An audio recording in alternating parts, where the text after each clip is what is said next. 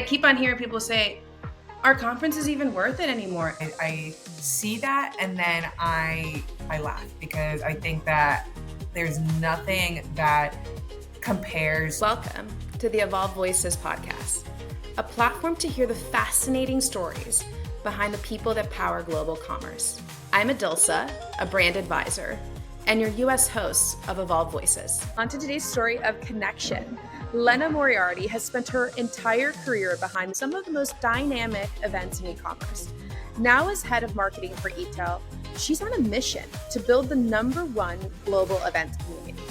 In this conversation, she shares the excitement and preparation leading up to eTail Boston and what it really takes to bring thousands of marketers and founders together.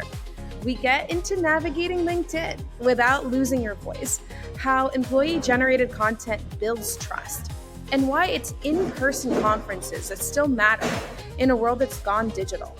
She also leaves us with plenty of networking gems. For me, it's the reminder, just start. Lena, welcome to Evolve Voices. I've been so excited for this one. I get to see you in just a few weeks at eTail Boston. And I can't imagine what it must feel like when you're this close to a big event. Are you feeling like all systems go, or is it more like calm before the storm? I think it's a little bit of both. It comes and goes, as we all know. Working up to a big campaign, as we do in marketing, eTail Boston is really my big campaign. So the pendulum is always swinging from moments of calm preparedness and then moments of a little bit of craziness. You know, we always have a little bit of last minute unexpectedness happen. But other than that, I will say it's really just anticipating and feeling excited for what's to come. I mean, I'm excited for what's to come. Yes, I'm so glad. So I'm really excited. It's always like the best room to meet people. And it's so funny because heading into it, I'm like, I'm one of your 6,000 followers, and notice you completely disappeared for a full week this month, which is crazy. No phone, no social, nothing. It's borderline certifiable in today's, connected world. Where were you? What were you up to? What was the experience like? Of course, I absolutely love that question. I went full unplug. I was in Croatia for a week celebrating my mom's birthday. Happy birthday, Mom. Shout out. She's the original boss lady that I aspire to be. So with that, I went full unplug just to enjoy it. And I find that a lot of the time I will get my best ideas when I am just fully enjoying myself, relaxing, and having the room to think creatively. I don't know about you, but just having room to think creatively and not always being in go mode is when the best things kind of come to me. So with that, it was really great to do about a month before eTail to just kind of unplug for a second and recenter, because I had set up my plan. I had set up what we're going to do on site. We have a lot of fun activations, a lot of fun things in the works that's going to come up. And now it was just time to ruminate for a second. And I planned that accordingly. I tried to time that out properly where it would be finished right before I went away so I could think about it, have that kind of time.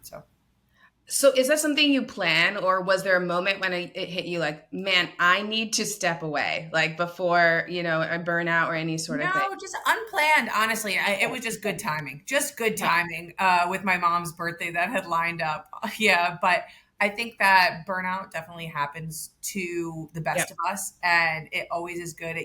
I always like to take a step away post-event as well, just to focus and work on something else, some sort of other non-eTail related project, perhaps, just to give my mind a second to relax. Yeah, I mean, you come out of it. I saw Lena. I met you for the first time at eTail Palm Springs, and it was so crazy how you made everyone feel seen at the same time. Like, I was one of the many people you were shepherding around in the new orientation. And I always think about how much mental load that takes. Obviously, you're an extrovert, so you probably enjoy it. But at the same time, like, you probably need that time to decompress.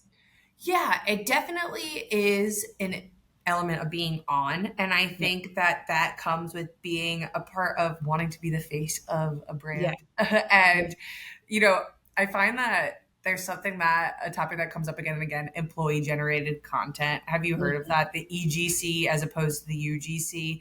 We're talking about it a lot today. We're talking about it a lot. Yeah. I love Wait, I it. never heard EGC. Is that the Yeah, EGC, it's like employee generated content. So it's you being a creator for your employee. And I think that that comes with a lot of pressure Yeah, that comes with some yeah. people. But with that, it's just about setting yourself up for success and having the tools around you to set yourself up for success as well. So that De- you can uh, avoid the burnout, so that you can avoid the burnout coming because there are tools set up to avoid burnout. So if you prepare yourself and just, we have a really great work-life balance, luckily here. So it's great. I mean, you're talking about the ways you're protecting your own mental state before it, but to make this event as awesome as it could possibly be for us. And thank you so much. But I keep on hearing people say, our conference is even worth it anymore with our virtual everything. Why leave your desk? But for me, for you, it's worth it. And so, do you remember your very first conference, the one that made you maybe think, oh, this is my lane? Yeah, it's actually so funny. My entire career journey, I had actually started my career at eTail, funny enough, Yeah, but on the you digital did. side. So we have an eTail Insights realm, a branch of eTail, and they provide all of the fabulous content, including our webinars, exclusive white papers, and different meetups and publications that really go out to market to just continue to formulate the community and continue to keep the community connected Yeah. all year round because we really are a 365 days a year connected community. Yeah. So with that, I actually had started on the eTail Insights team back when, and right at the start, my first event was actually eTail. Funny enough, as my first career, I had gone and it was eTail Palm Springs, and it was the one right before COVID. So that was the Oh my first actual God. work Okay. conference that I went to before the world shut down. And there was just such a vibrancy, such a buzz about it. And the entire room was just buzzing with conversation. So when you say our conference is worth it, I see that and then I laugh because I think that there's nothing that compares to supplementing all of this digital noise that we get all the time than a face-to-face conference, which is why we have conferences to go with, which is why we have eTail Insights to supplement conferences, because we do believe in a fully connected digital community, but we also know the importance and the weight of a face-to-face meeting, of a handshake, of Yeah. sitting down and getting a coffee and really saying, what do you care about, and why are we connecting, like what should we talk about, and how can we cut through some of this noise that is always going on. Yeah. You talked about, that handshake, the vibrancy that those mini moments that hit you when you're at the event. And what was a moment of that brought to you the magic in that one? Do you remember like where you just kind of like, oh man, like this is really hitting me? Yes, I Yeah. do. There was actually, eTail is known for some of our legendary parties. And I think that that's a great part of networking because you really get to see people unshielded and unguarded, Yeah. and I think that we have the conference all day where we're very buttoned up. Yeah. We're talking, we're handshaking, but it's also nice to see people in a more relaxed and unguarded environment Environment. Yeah. where we could really let our Hair down. curtain down. Yeah, like Yeah. let our hair Yeah. down, the curly Literally haired hair girls. Like you gotta let the hair down. down. And I like to say, as I put it on the Croatia post on LinkedIn, because Yeah. I'm like trying to be a LinkedIn influencer, Yeah. all work, no play makes Jill a dull girl. And so we were at one of our legendary eTail parties, and it was in the Palm Springs, the JW Marriott lobby bar. And all of a sudden, a dance, what is it called? Like a dance troupe? What is it called when they all Oh, suddenly stop and I know start what you're dancing? talking about. Is it like when they break out and dance? Yes, I know. Why is this extension? flash mob. A There we go. Yeah, flash flash mob. mob. A flash mob broke out that was brought to you by a sponsor, and it was the launch of Wonderkind changing their name. So that is what the whole flash mob was about. And were transforming to become Wonderkind. And it was just a moment of awe because I had always thought that events were in this certain mindset. And Yeah. that to me was an unveiling that events can be so much more than that. They could be fun, they could be connectors on a different level. And I had always seen some of my, I was talking about my mother before, but some of my mom's best friends in life are people that she's worked with, are people that Yeah. she continues to work I with mean, nowadays, now that yeah. she's launched her third company.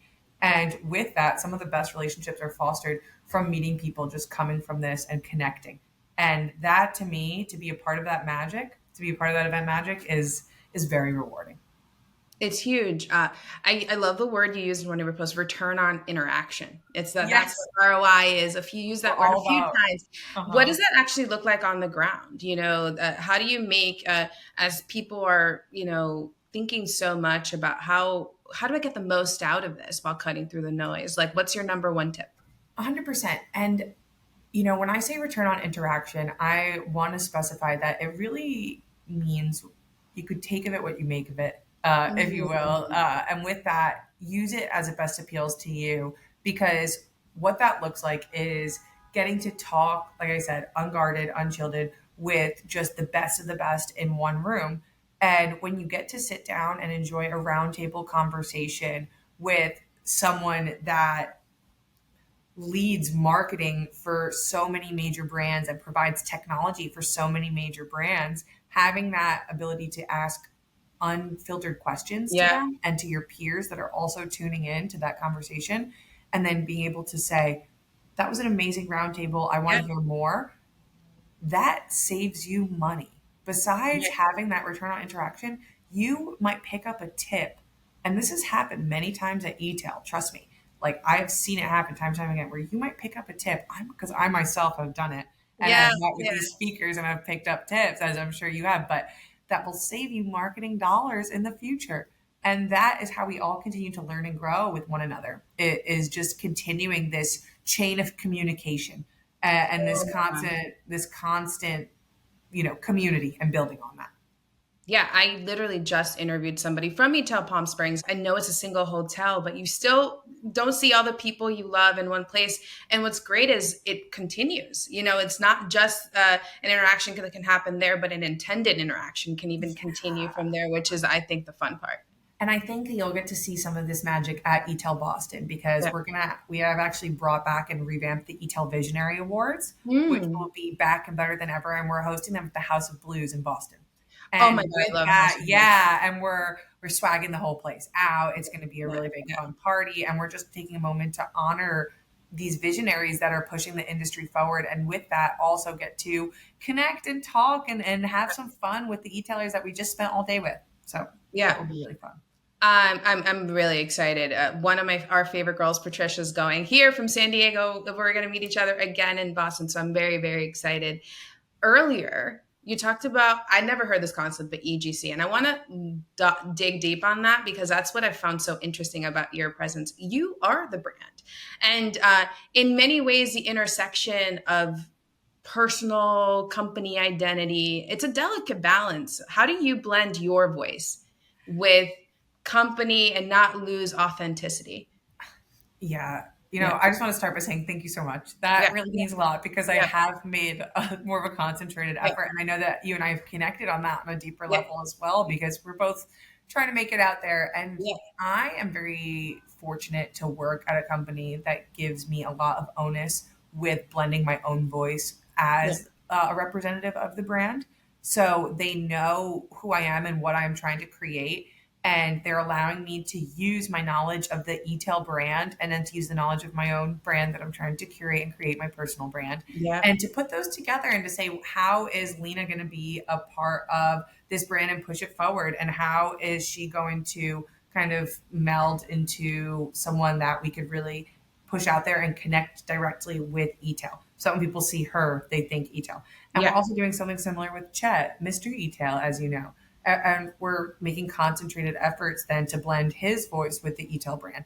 And what you create is this employee generated content, Yeah. which what that ends up doing is really giving us a personality and a persona behind our brand, which Yeah. I think that I've learned from some of the best retailers at eTail, where when you can connect on a deeper level and have that authenticity and that transparency, and when they get to know you and I on a deeper level, then the audience not just sees eTail, but they see a person that is Yeah. the person running the marketing. This isn't just another AI generated campaign.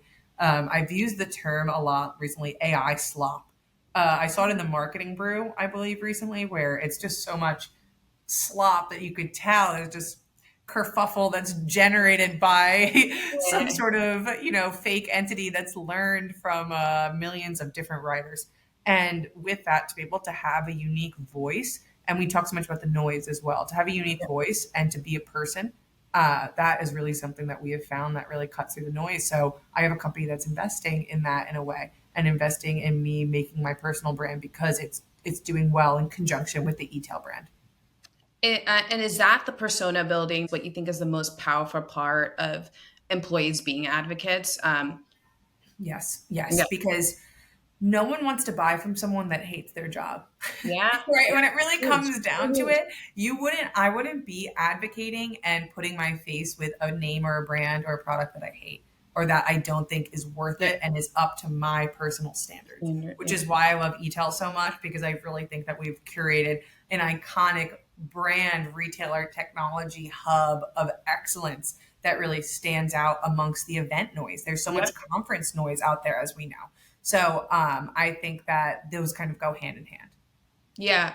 And you talked about Chet, Mr. eTail. You both have embraced LinkedIn as this platform of influence.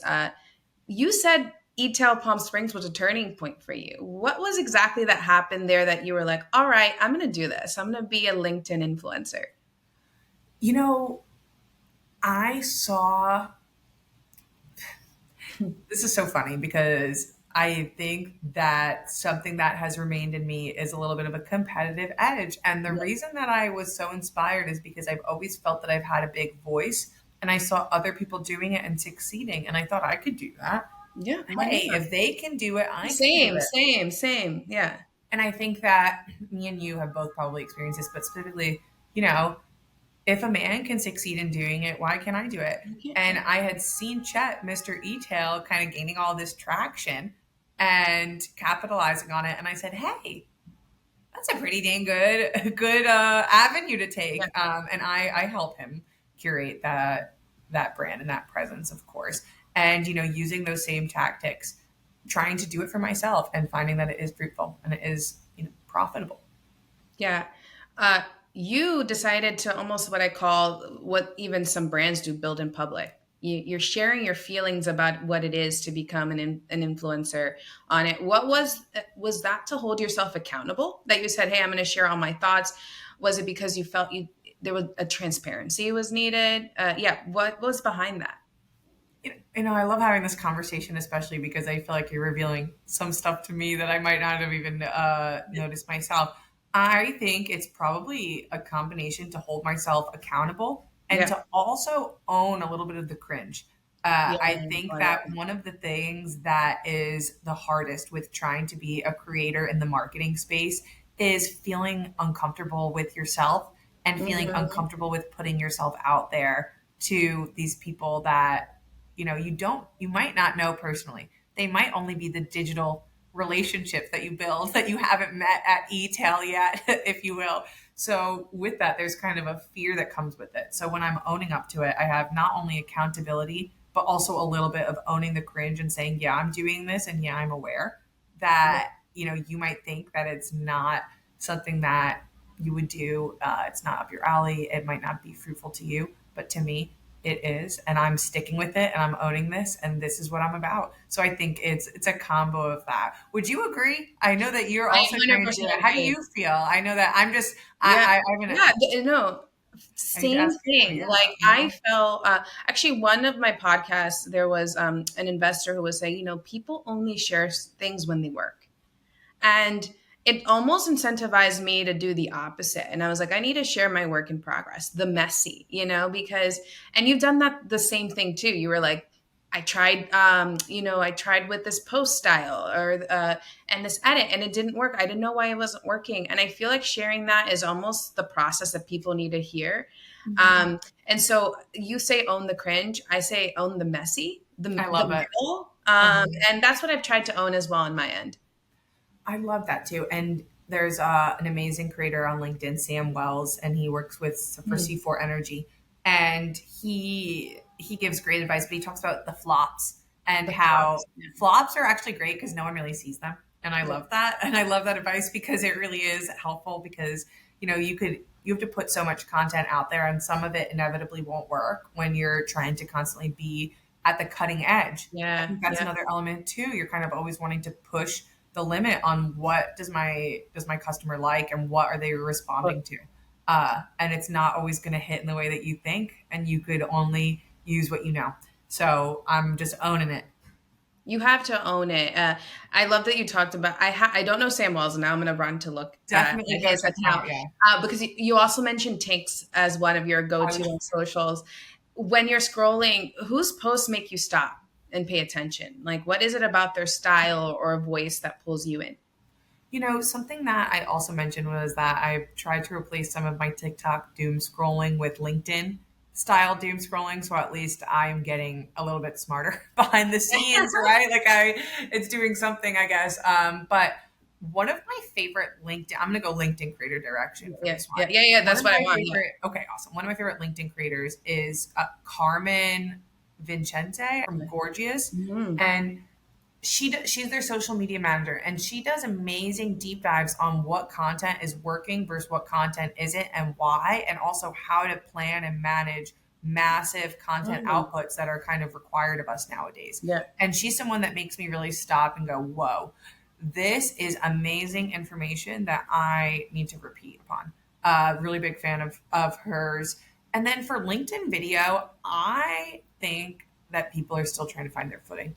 Because I want to say corporate Natalie, but she's just an OG in the video space. And I think that no one on LinkedIn besides Carmen is really making me stop and say, whoa, this is a big deal on video. And I think that that's kind of part of the problem is that we all are putting a lot of noise into the space, but who is really sticking out? But also I think that there is a problem. I don't want to put it on all of us. I will say that I think that there is a problem in how LinkedIn is pushing out content.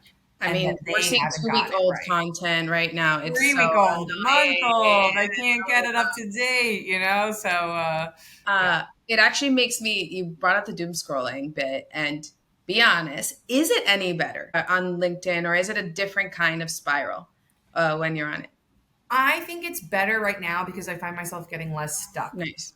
I get less stuck on it. But I will say that it also is more, it's more, how do I put it? It's less rewarding and more tedious to go through the LinkedIn video. I find that I don't find as much direct inspiration that I do get a lot of that from TikTok still. Which we have a TikTok. eTail's launched on TikTok. Give us a follow at eTail News. All the socials and all the socials. Yeah, we're across the board now. So I love that. For anyone hesitant to make their first LinkedIn post, what's your best advice to get started? My best advice is that we're always learning at work, right? Mm-hmm. It's part of being working women. Like we're always trying to learn, always trying to put ourselves forward. Yeah. Take what you're learning and put it into a little post and just start there, because we're learning it all anyway. So we might as well take it and capitalize on it and put it out there for our network to also know that this is what we've learned. And originally it's going to seem a little egotistical, but you just got to start because it's not, because people are interested in what you have to say. Yeah. Because we all are having different thoughts and we all are looking to connect. In the digital age, it's also the age of loneliness where people are looking to connect now more than ever. And LinkedIn is a great way to start dipping your toe in the water of connection. And events are a great way to dive fully in and to continue it. Totally. Show off your the different side of you, the corporate person that might be out there. I feel like there's just so much. People just want to feel like they know you, and I think it has shown me so much about people. And I always felt I started off my journey very corporate. I mean, I just had this very corporate background and didn't know what it was like. But and now I feel like it's just been one thing I've learned is show yourself. I mean, that's what people want to see, and that's what they connect with. Before we close, a few questions you threw at me that I'm going to throw back at you. What's your pro tip in networking at these events? My pro tip is to go in with an open mind. because I think that it's the same thing as going in and owning the cringe is going in and owning some of the event cringe. There are icebreakers. People don't love icebreakers, but it's part of the process to all get to know one another. And we try to make the icebreakers as fun as possible. They're not your normal, run of the mill, but you will also just have to go in with an open mind to just be open to learning new tactics and meeting new people. Because I think that is one of the best ways to approach open, networking in a open landscape. So I would really say to go in with an open mind. And I would also say to plan your schedule in advance because it can get a little bit overwhelming with the amount of content and you want to really make sure that you're capitalizing on all the knowledge and takeaways. So sometimes planning and downloading your app and everything in advance. Really? No, I was just gonna say, I didn't do that the first time. And it was a lesson for like my future. Yeah. Yeah, because then you could start connecting, you could start building your profile, and you don't want to have to focus on that while you're fully in the zone, ready to learn, because the app is your guidebook to the full event. Yeah. I love that. I didn't think about that, but a huge one. And you asked me also, what would I tell my younger self? I said, how different networking and actually building relationships are. Those are two different things for me. One feels more transactional. One is actually a connection that you're building. What would you tell your younger self now as that matters now in eTail? I think that I would tell my younger self, which is something that I always try and tell the new marketing assistants, the newer employees here, is that I would say, don't be afraid to start. I think that starting is always the hardest point, dipping your toe in the water, getting started, going to your first event, getting on the event cycle. Getting started earlier will set you up for success for the entirety of the rest of your life. And it will put you years ahead of other people that are in the same field as you. So if you can get started at earlier, get your foot in the door of these events, start networking, start LinkedIn influencing, start posting, putting yourself out there. If that's something that you're interested in, just start because everyone starts somewhere. So just do it. Last but not least, where can people find you and eTail and follow your journey? So follow us across every channel at eTail News. That's where you'll find us. And follow me at Lena Moriarty. I would love to connect with anyone listening to this. I'm always looking to connect with new people in the marketing retail space, in any space, just looking to grow your network. So I would definitely encourage the connections and check out our website, eTailBoston.com or eTailPalmSprings.com. And you could find out and learn more about the different eTail events that are in your backyard because we'd love to have you as an eTailer. Oh, I would raise two hands to recommend eTail. It's so fun. And I think, thank you so much, Lena, for showing us how to step away, how to build a community, and why these events matter still. But they keep on evolving. I'm excited to see all these activations that are on the ground, these visionary awards that you talk about, and to have you on again. Amazing. Keep evolving. Thank you so much for having me. Until next time. Now make sure you subscribe to Evolve Voices, this leading and incredible project where our ambassadors are interviewing amazing professionals from all over the world so they can share their perspective and benefit you with their perspective, their knowledge, and you can understand what's happening in the different markets. Evolve Voices is a project part of the Evolve Commerce Club, the #1 and leading community where we connect international professionals in the world of commerce. We are now connecting professionals in more than 40 markets, and every week we invite an expert to share their perspective and their knowledge. So if you'd like to know more, you can always look at the comments. We have a link there so you can request your application and stay tuned for the next episode. Thanks for watching. All the best. Ciao.